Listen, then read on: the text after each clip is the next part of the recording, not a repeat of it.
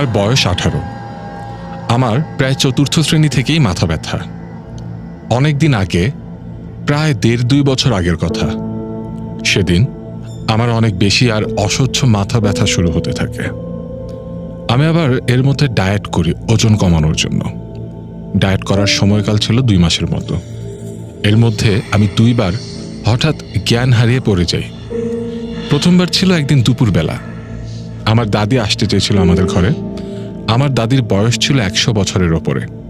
তাই আবোল তাবোল বলা, উল্টাপাল্টা কাজ করা, বয়স বেশি দেখে এরকম করত।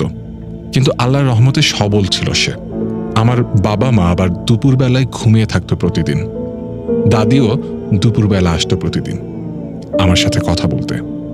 ওই দিন আমি দাদিকে বলি, বাবা মা ঘুমিয়ে আছে, এখন দেখা করা যাবে না, একটু পরে আসতে।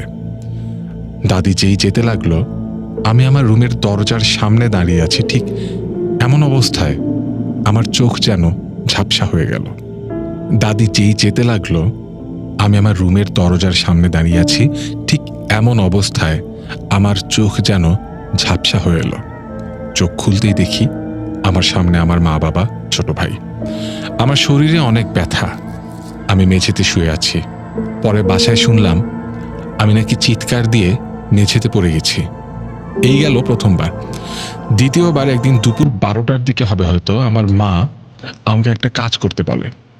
আমি আমার রুম থেকে বের হতে গেলেই কি জানি আমার সাথে হলো। জ্ঞান ফিরতেই দেখি আমি মেঝেতে শুয়ে আছি, সারা শরীর ব্যথা। এই গেল দ্বিতীয়বার।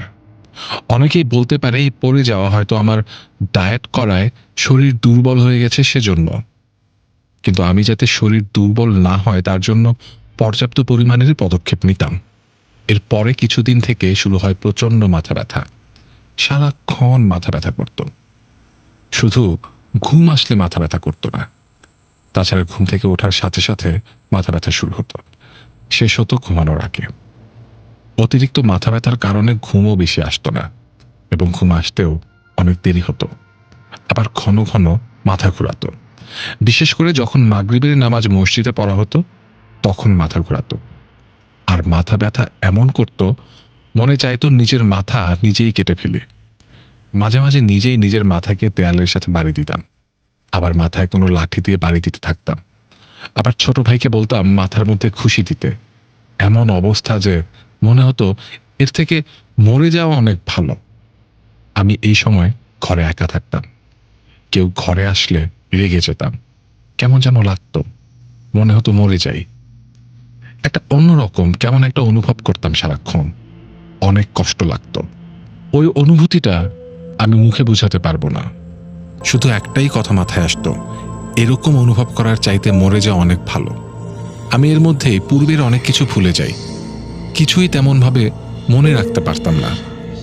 এখন আমি অনেক কিছুই ভুলে গেছি। আস্তে আস্তে মনে পড়ে মাঝে মাঝে। এইসব কারণে সবাই বলে থাকে ডায়েট করার জন্য এমন হচ্ছে। আমি তেমন কারোর সাথে মিশতামও না যে তার কাছে আমি আমার অনুভূতিগুলো শেয়ার করব। আমি প্রথমে তেমনভাবে আমার পরিবারের কাউকে বলিনি যে আমার এরকম অনুভূতি হয়। আর পরে বলার পরেও তেমন গুরুত্ব দিত না। বলতো ডায়েট করার কারণে এমন হয়, আর আমি অতিরিক্ত চিন্তা করি তাই এমন হচ্ছে। তারপরে এইসব বলার মতো আর কোনো মানুষও নেই। তাও অনেক বলতে বলতে আমাকে ডাক্তারের কাছে নিয়ে যাওয়া হয়। প্রথমে পরিচিত একজন মেডিসিনের বিশেষজ্ঞের কাছে যাই। তিনি আমার খারাপ লাগা, দুর্বল লাগা, মাথা ব্যথার কথা শুনে কিছু ঔষধ দেন। ওইগুলো খেয়ে তেমন কোনো কাজ হয় না। ডাক্তার আমাকে সাথে সিটি স্ক্যান করতে বলে, তবে এতেও কিছু ধরা পড়ে না।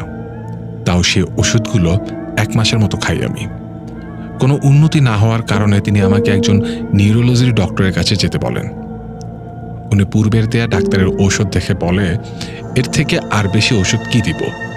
তারপরেও সে আরও 4টার মতো টেস্ট করতে দেয়। সেগুলোতেও কোনো সমস্যা ধরা পড়ে না। তারপর সে আরও কিছু ঔষধ দেয়। এই ঔষধ খেয়েও তেমন কোনো কাজ হয় না।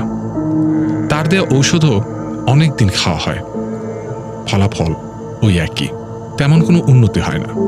পরে একদিন সোশ্যাল মিডিয়া সাইটে একটা বিদেশি ভাইয়ের ভিডিও দেখি। ভিডিওটি ছিল 4টি ব্ল্যাক ম্যাজিকের লক্ষণ নিয়ে।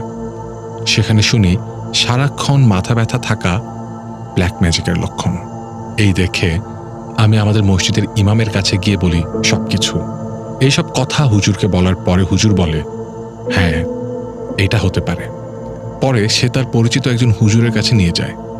তার কাছে যাওয়ার পর জানতে পারি আমাকে ব্ল্যাক ম্যাজিক করা হয়েছে। আমার সাথে 2টা খারাপ পরী চালান করা হয়েছে। আমাদের ঘরের মাটির কাছের 3 জায়গায় 3টি জিনিস পোতা আছে এবং আমাদের খাবারের সাথে কিছু খাওয়ানো হয়েছে। এর দ্বারা বোঝা যায় কোনো কাছের মানুষই এই কাজ করেছে। তবে সময় স্বল্পতার কারণে কাছের কে করেছে তা জানতে পারিনি। তো হুজুর ওই দিনই খারাপ পরীগুলোকে বন্দি করে দিয়ে দেয়। আমি পরে ওটা ফেলে দিয়ে আসি। ঘরের নিচে পুঁতে রাখা জিনিসগুলো জিনের মাধ্যমে উঠিয়ে ফেলে হুজুর। তার পরের দিন আবার আমাদের মসজিদের ইমাম আবার ওই হুজুরের কাছে থেকে কিছু জিনিস নিয়ে আসে এইসব পুরোপুরি দূর করার জন্য। সাথে কিছু নিয়ম কানুন ছিল। আমি তখন সবকিছু নিয়ম করে করতাম। এর মধ্যে আমার মাকে একদিন রাতে কে জানি থাপ্পড় দিয়েছিল, কিন্তু তখন মা ছাড়া কেউ ঘরে ছিল না। আমি কিছু কারণে ভুলে একটা বড়সড় নিয়ম ভেঙে ফেলি। তারপর তেমন কাজ হতো না আর হুজুরের দাওয়া দিয়ে। এখন আর ওই নিয়ম কানুনগুলো মানা হয় না অনেক দিন। আবার ওই হুজুরের কাছে যাওয়া হয়ে ওঠেনি আমার পরিবার আমাকে সাপোর্ট না করার কারণে। একটা মানুষের কাছে পরিবারের সাপোর্ট না পাওয়া অনেক দুঃখজনক জিনিস।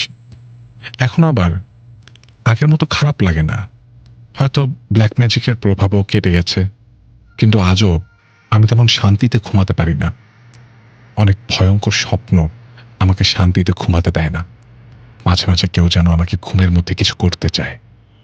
আজও আমার মাঝে মাঝে প্রচণ্ড মাথা ব্যথা করে এবং সবসময় হালকা মাথা ব্যথা থাকেই। সম্প্রতি কিছুদিন আগে একটা স্বপ্ন দেখি। স্বপ্নে দেখি আমাদের এলাকার মসজিদে একজন লোক আসে। লোকটি কালো জাদু করে। লোকটি মসজিদের সিঁড়িতে বসে কালো জাদু করতে চায়। সেখানে মসজিদের মুয়াজ্জিনও ছিল এবং কিছু ছোট ছেলে ছিল। আমি লোকটিকে বলি, আমাকে কে কালো জাদু করেছিল? এর জন্য সে একটা মুরগি চায় আর নির্দিষ্ট পরিমাণ কিছু টাকা চায়। আমি তাকে সেগুলো এনে দিই। পরে সে কালো জাদু করতে থাকে। আমি স্বপ্নে বুঝতে পারি সে শয়তানের পূজা করে কালো জাদু করছে। তবে কে আমাকে কালো জাদু করেছে তা শুনতে পারিনি। আমার সাথে আরেকটা সম্প্রতি ঘটনা ঘটেছে। রাত তখন 3টা বাজে, হয়তো আমি ঘুমাবো। তখন কিছু একটা আমার মা বাবার শোয়ার রুম থেকে আমার দিকে ছুটে এসে আমার উপরে বসে পড়ে। আমি দোয়া পড়ার চেষ্টা করছিলাম, কিন্তু পারিনি। একটু পরে কালো সেই জিনিসটা আমার ওপর থেকে উঠে যায়। আমি তেমন ভয় পাইনি, কারণ প্রায়ই এরকম হয় আমার সাথে, কিন্তু এটা একটু আলাদা ছিল।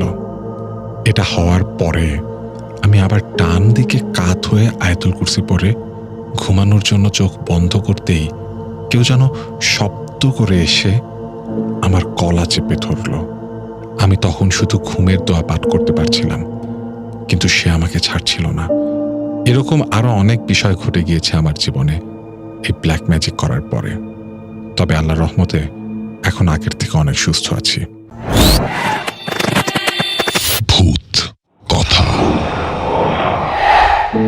আপনার নিজের ভৌতিক অভিজ্ঞতাগুলোকে অন্যের কাছে পৌঁছে দিতে আপনার ঘটনাটি আমাদেরকে লিখে পাঠান রেডিও ফুর্তির অফিসিয়াল ফেসবুক পেজে মেসেজ করে অথবা অডিও ক্লিপ রেকর্ড করে।